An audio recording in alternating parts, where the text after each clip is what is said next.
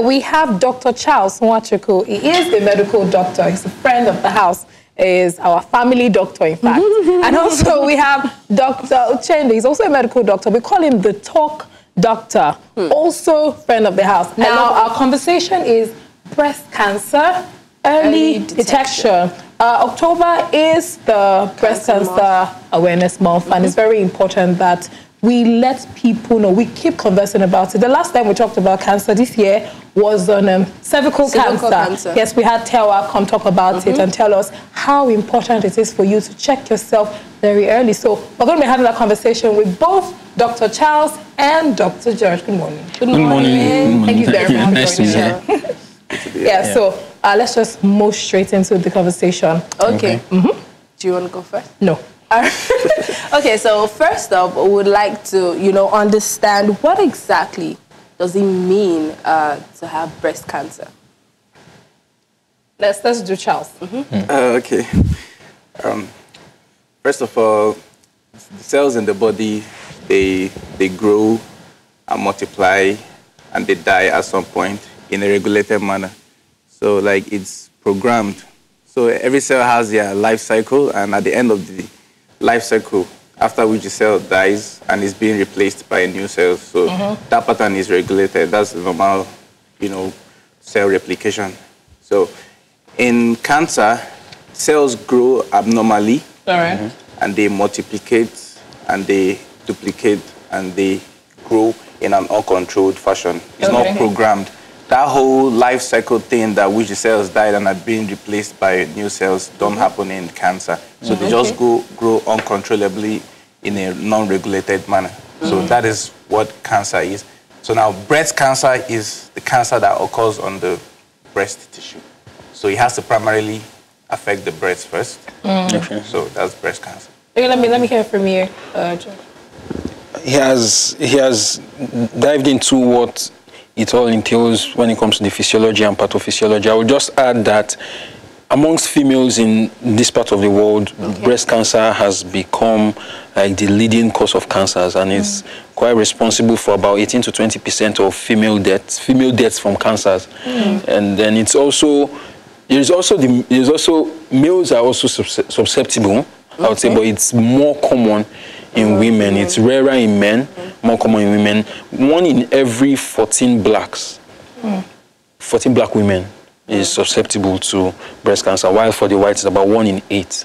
So it's something that is commonplace. It's something that a lot of us would have heard, friends, family, classmates, colleagues who have had these issues. Initially, the mortality rate was really high, but with better detection, with more awareness, with more personalized treatment, we found out that it can actually be tackled, and one doesn't have to die from breast cancer. So this month is the month where we commemorate breast cancer awareness, and it's timely that we are talking about it now. Yes. So I'd like to ask, it might be a rumor or not, but I'd like you to debunk it if it is a rumor.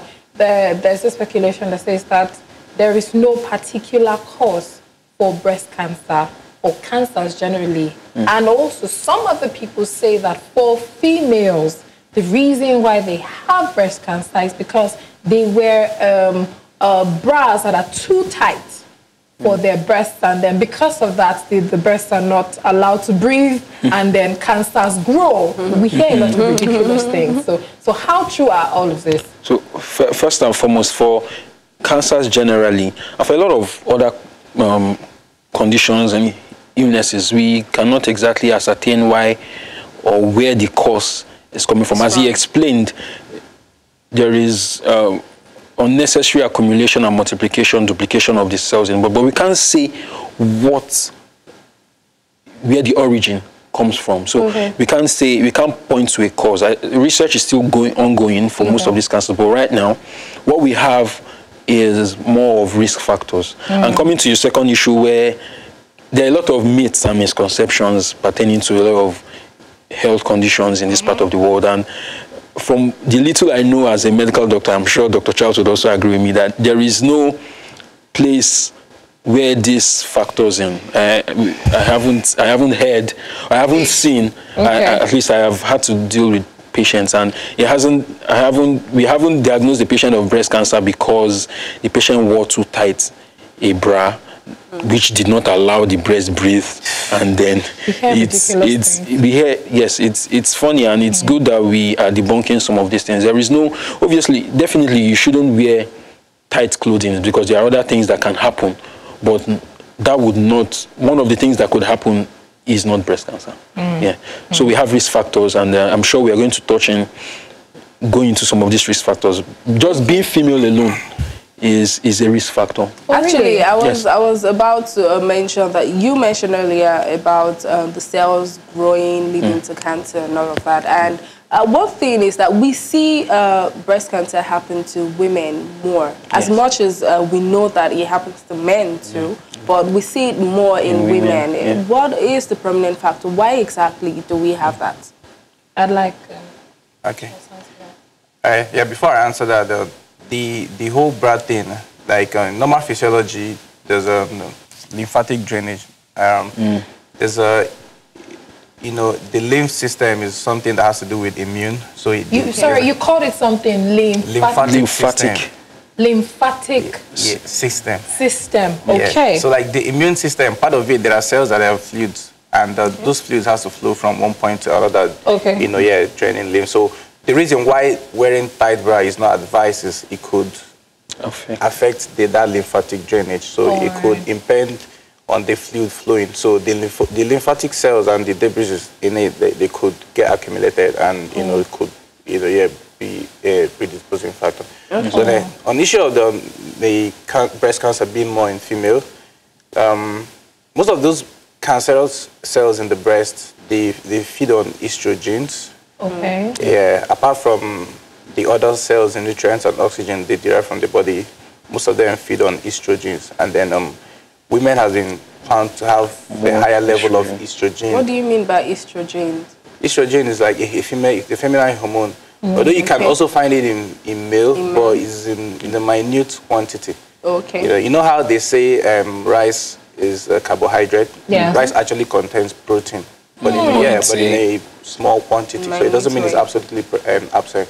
So men has estrogen as well. And then basically, estrogen is what makes you a woman. So estrogen is responsible for what makes you a woman.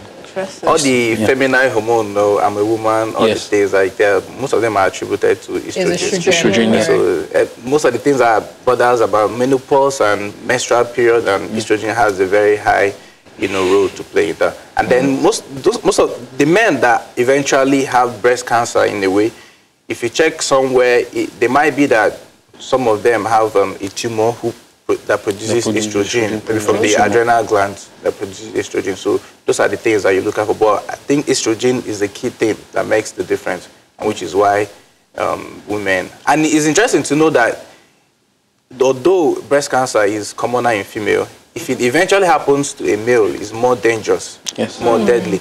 Why? Because the female has like more breast tissues, so the cancer has like a swimming ground, an area to play with before it starts invading any place. Do you understand? So if a male has, eventually have a cancer, so the absence of that other whole breast tissue and fat, it will, invade, the body faster. Because there's no place to, there's no restriction or.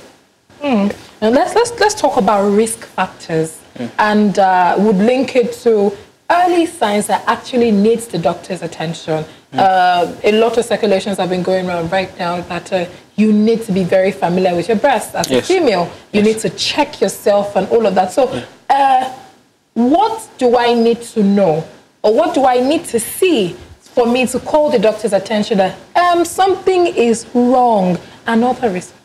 Okay, so it's, as you said, it's important for females to get more acquainted with their breasts, because with increased breast awareness and breast examination, you get to know, you get to see changes. So there is a particular way in which the breast, the two breasts should be. And when you examine, most times the first, I would say first and foremost that for a lot of women that are diagnosed of breast cancer, they are asymptomatic. So they did not show any sign. They did not, there was nothing. And then maybe they just went to the hospital to get a check done, to get a mammogram or an ultrasound, and then they picked it up. But for a lot of other women, the first pointing sign would be a lump, a breast lump, some mass that can be felt, that can be felt, might be irregular, might be, it might have some, it might have, when the woman feels it, it might feel smooth or like a nodule. She might feel it attached to her breast or the underlying tissue. It might be painless. Okay. It might be painless. Also, some lumps are painful. Yes. Okay. Now, not all lumps, so that we put it out there, not all lumps point directly to breast cancer. Because we have, it can be malignant or benign. That is non-malignant. Yes. So, but the first sign that could point to either of these two is a breast lump. That could be painless, hard, nodular, attached to the underlying tissue. Another thing that a woman might point to might be that there might be unusual skin changes in terms of color and appearance around the breast, around the areola. The areola is the black pigmented area just after the nipple. Yeah, so it might be skin changes and color changes around. So the woman might want to take note of that. She might also notice bloody nipple discharge. Okay. Yeah. So there are a few times in a woman's life where discharges will be seen as normal. Maybe when she is after she has just delivered a baby and so. But when she examines her breast and she notices that there is a discharge, bloody discharge, it calls for concern. She might need to point that out. And she might also notice that her nipple might be retracted, might be inverted. Okay. Yes. Sorry, let me get this straight. Her nipples were normal. Were normal.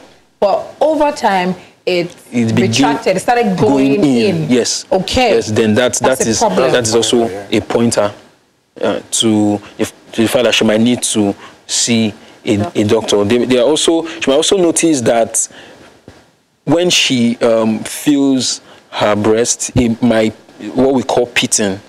So there's a term we have in medicine called peau d'orange. So looking at the orange itself, orange that becomes over-ripened, you notice that when you touch it, it's soft, it goes in, and it looks like it has some parts getting some ulceration. So she might also notice that on her breast. When she sees these things, she will need to also point it out to the doctor. These are signs, and apart from the fact that there might be other signs and other body systems that might have shown metastasis. Metastasis in the sense that if what we have in this part of the world is late detection. So if she doesn't detect on time, this cancer could get to a point where it begins to spread to other parts of the body. So she might start showing, apart from the primary symptoms in the breast, she might start showing some symptoms in the lungs, in the brain, in the spine, because that would probably show that it could have metastasized to this other part. Okay, so we are talking about early detection. Yes. I would need you to, explain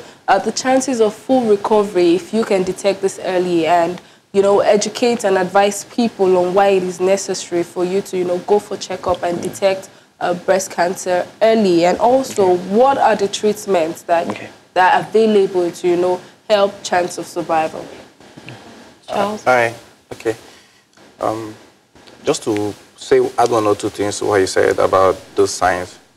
It's very important for you to know your breast. If you do a breast self-examination every day, get familiar with your breast environment, as I may put it.